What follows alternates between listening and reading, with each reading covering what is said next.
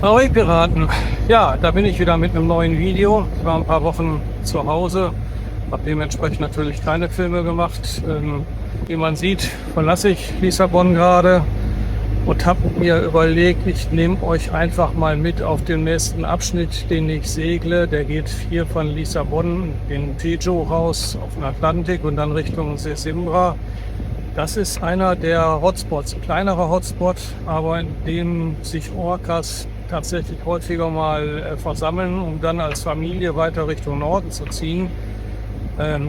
Hier hat es, wie man auf der Karte sehen kann, in den letzten 2 Wochen auch immer wieder Sichtungen und auch einige Angriffe gegeben.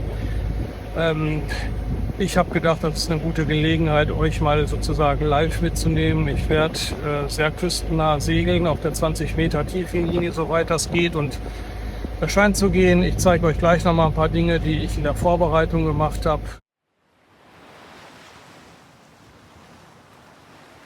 Ja, hier also der kleine versprochene Exkurs zum Thema Vorbereitung, wobei es hier natürlich um die Orca-spezifischen Dinge geht, das heißt Wetterdaten, Revierführer, Strömungsdaten etc.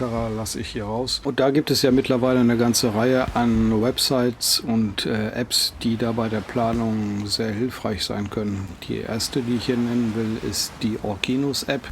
Den größten Vorteil dieser App sehe ich nicht nur darin, dass sie in einem Umkreis um das eigene Boot und für einen gewissen Zeitraum, den man beide in der App definieren kann, Orca-Sichtungen sich auf einer Karte anzeigen lassen kann. Das machen viele andere auch.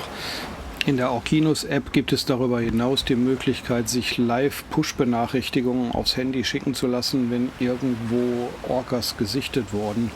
Das finde ich tatsächlich ganz hilfreich, auch wenn die noch nicht immer sofort bestätigt sind, weiß man zumindest, dass man da mal aufpassen muss. Wie das aussehen kann, zeige ich euch übrigens im nächsten Video, weil mir genau das da passiert ist.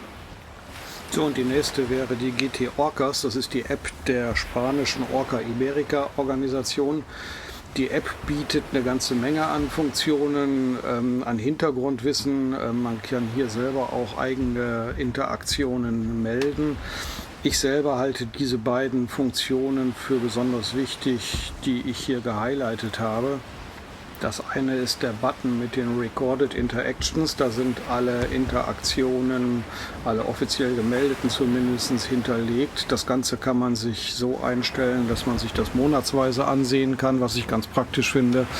Der Orca folgt ja in der Regel dem Thunfisch und insofern ist das ganz nützlich, dass man sich das nach Monaten getrennt ansehen kann und ja, daraus eine Schlussfolgerung ziehen kann.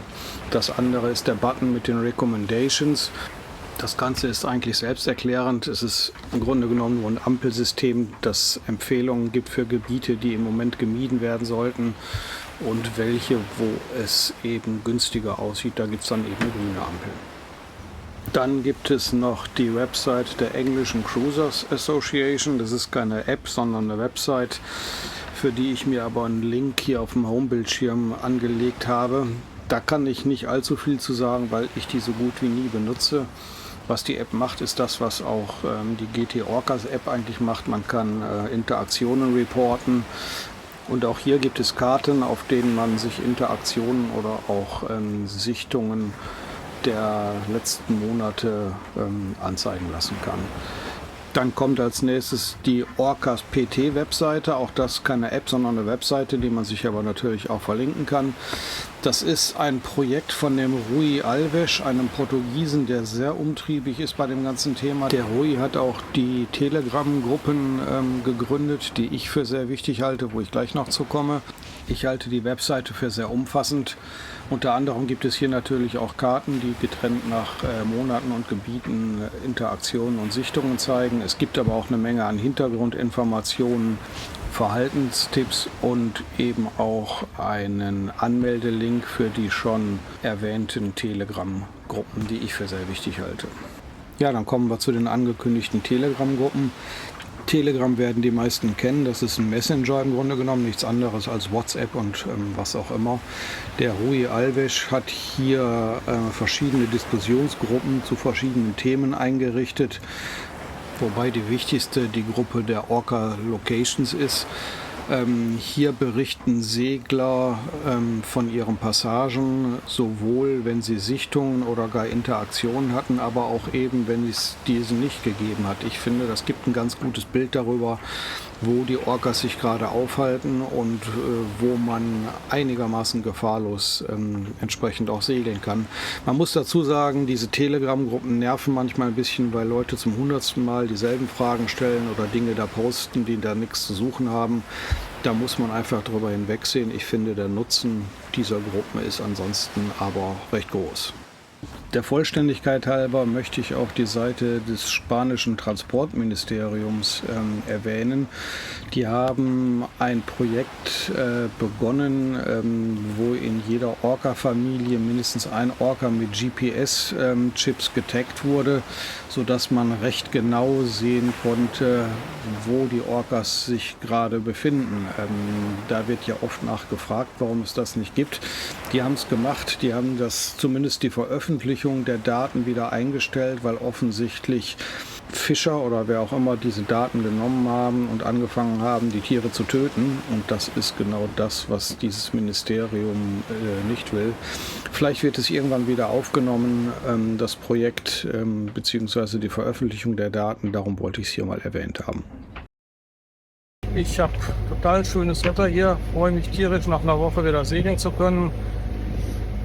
Leider kein Wind im Moment, so richtig gar nicht. Der soll angeblich so ab 2 Uhr dann kommen. Ich hoffe, dass es eben so ist. Und ja, ich zeige euch einfach gleich mal ein paar Abschnitte der Strecke, wie das aussieht, so entlang der Küste zu segeln. Und ja, viel Spaß dabei. Bis später. So, wir laufen gerade aus der Tejo-Mündung raus. Es hat tatsächlich jetzt ein bisschen Wind gegeben. Leider im Moment noch komplett von vorne. Aber nachdem wir gleich 2 Untiefen passiert haben, biegen wir mal scharf links ab und werden dann auf der 20 Meter tiefen Linie parallel zur Küste segeln. Hier gibt es eine Untiefe, die tatsächlich sehr untief ist. Man sieht da drüben immer mal wieder so ein paar kleine Schaumkrönchen von der Brandung. Da passen wir mal mächtig drauf auf. Aber ja, kurz danach können wir jetzt unseren Kurs Richtung Süd ändern. Ich glaube, wir können dann tatsächlich segeln. Ja, was wir da vorne jetzt sehen, ist natürlich interessant, wie ich es mir gerade noch gewünscht hatte. Aber nicht so richtig im positiven Sinne. Es ist nämlich ganz ordentlich Nebel, was nicht wirklich schlimm ist, aber was wahrscheinlich Radarfahrt bedeutet, mit keiner allzu tollen Aussicht. Aber wir schauen mal, wie weit der Nebel raus aufs Wasser reicht. Manchmal ist er auch tatsächlich nur direkt an der Küste. Wir sind noch ungefähr 4,5, 5 Seemeilen davon entfernt. Vielleicht ergibt sich ja gleich noch was anderes. Ja, tiefenmäßig sind wir im Moment auf 10,40 Meter. 12 Wind haben wir leider immer noch von vorne. Warte darauf, dass er sich dreht. Und ja, drückt mir die Daumen. Wir haben noch mal das zugehörige Bild auf dem Plotter. Die Linie, die ich mal eingezeichnet habe. Es wird hier gleich, wenn wir auf dem Kurs bleiben, deutlich tiefer. Darum werden wir ein bisschen mehr auf die pinkfarbene Linie rutschen. Ja, man sieht hier auch schon das Kap, um das wir herum müssen. Und im Grunde genommen stellt sich die Frage, steuern wir direkt darauf zu, dann würden wir den Nebel umfahren, hätten schönes Wetter, wahrscheinlich auch Wind. Oder fahren wir in den Nebel rein, uns an der 20 Meter Tiefenlinie zu orientieren. Ich für meinen Fall werde mich für Letzteres entscheiden, denn wenn man sich das mal auf der Karte ansieht, sieht man, wenn wir hier den direkten Weg unten zum Kap nehmen würden, würden wir auf der Tiefe bis zu 400 Metern geraten. Natürlich eine Tiefe, wo die Orcas sich super wohl fühlen. Und da es hier die letzten 3 Jahre immer wieder zu Interaktion gekommen ist und teilweise auch nur zur Sichtung, gerade in den letzten Wochen, jetzt Anfang August noch, habe ich kein Problem damit, durch den Nebel zu fahren. Ich habe ein super Radargerät, das ist jetzt auch nicht weiter schlimm, das hatte ich hier an der Küste schon öfter. Ist von der Sicht halt nicht so toll, aber ich glaube, ich werde an der Algarve noch genügend tolle Sicht haben. Insofern werde ich die, sagen wir, knapp 3 Stunden Fahrt durch den Nebel auch nicht allzu schlimm finden. Ja, so sieht das übrigens abstandsmäßig aus. Man sieht, also wir sind jetzt hier auf 14 Meter Tiefe, trotzdem ist der Abstand zur Küste so groß, dass man sich da nicht Sorgen machen müsste, vor allen Dingen bei dem wenigen oder fast nicht vorhandenen Wind. Schwellen gibt es auch keinen nennenswerten, also von daher kann man, sagen wir mal, 1,5 Seemeilen sind das, die wir gerade Abstand zur Küste haben, kann man hier schon locker machen.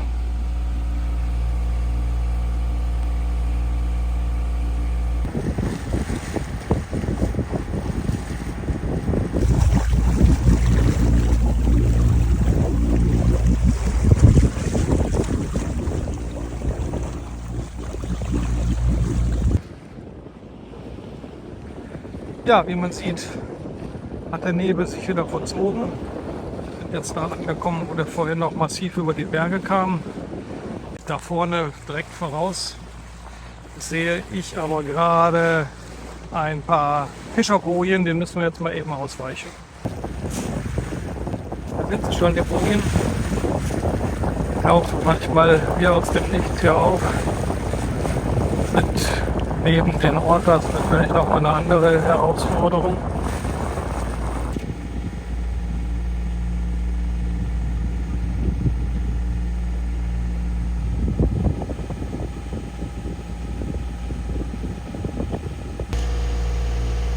Ja, wie man hier hoffentlich sieht, sind wir seit einiger Zeit erst auf der 30-Meter-Linie unterwegs.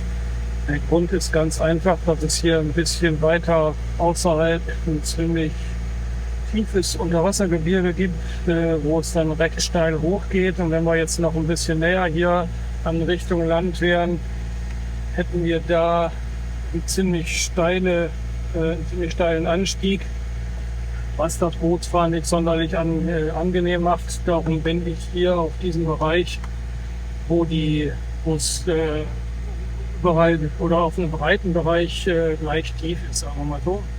Und dadurch ist die Fahrt wesentlich ruhiger als vorhin noch war. Nebel ist immer noch verschwunden. Das Kap ist noch ungefähr 5, 6 Seemeilen entfernt, würde ich mal sagen. Und wenn man sich hier mal die Entfernung anguckt, hier unten sieht man den Maßstab, das ist 0,8 Seemeilen, sind wir hier mal 1,2 bis 1,5 Seemeilen von der Küste entfernt. Das Ganze sieht echt so aus. Also nach wie vor nichts, wo man sich irgendwie Sorgen machen muss.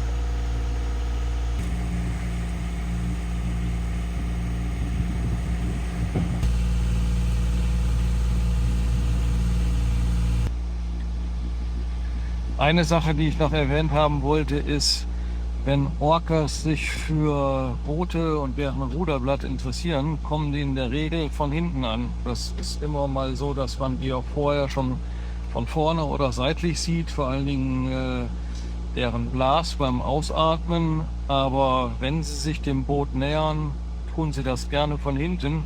Insofern beim Ausguck gehen immer auch nach Achter ausgucken.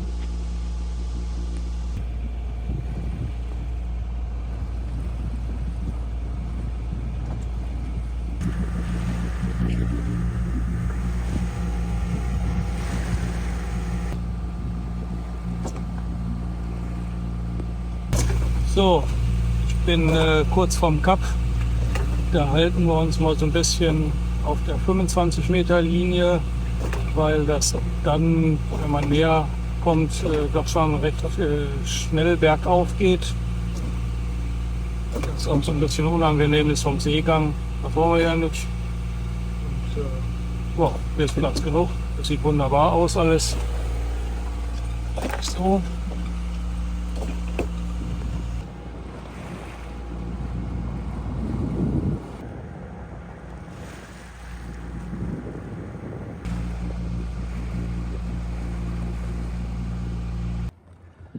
So, nach über 5 Stunden Motoren segeln wir tatsächlich platt vom Wind und ziemlich langsam mit genau 3 Knoten, was mir gerade aber mal herzlich egal ist, weil die Kulisse hier echt der Hammer ist.